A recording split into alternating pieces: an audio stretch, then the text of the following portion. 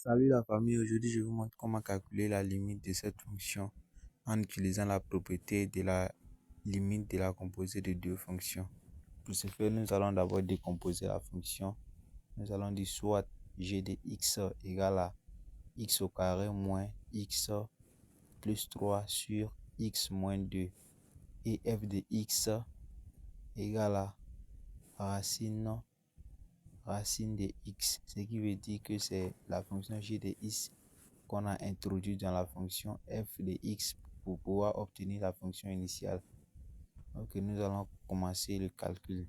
D'après la propriété de la limite de la composée de deux fonctions, il faut d'abord calculer la limite de g de x. La limite de g de x, limite lorsque x tend vers plus l'infini de g de x égale à limite lorsque x tend vers plus infini de x au carré moins x plus 3 sur x moins 2. Ici, on prend les monomes qui ont le plus haut degré, ce qui va nous donner limite lorsque x tend vers plus l'infini de x au carré sur x. Ok, lorsqu'on simplifie, on aura x, donc ça va nous donner limite lorsque x tend vers plus l'infini de x au carré sur x. Lorsqu'on simplifie, on a x. Donc, ça nous donne plus l'infini. Limite lorsque x tend vers plus infini de x égale à plus l'infini. Et nous allons calculer maintenant la limite de la fonction f.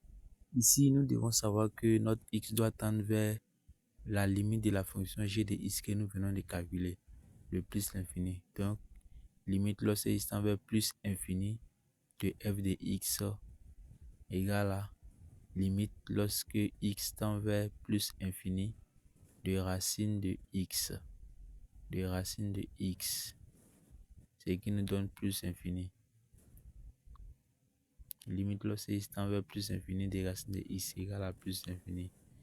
À partir de là, nous pouvons conclure que alors la limite lorsque x tend vers plus infini de la fonction initiale racine de x au carré moins x plus 3 sur x moins 2 égale à la limite de la fonction composée f rond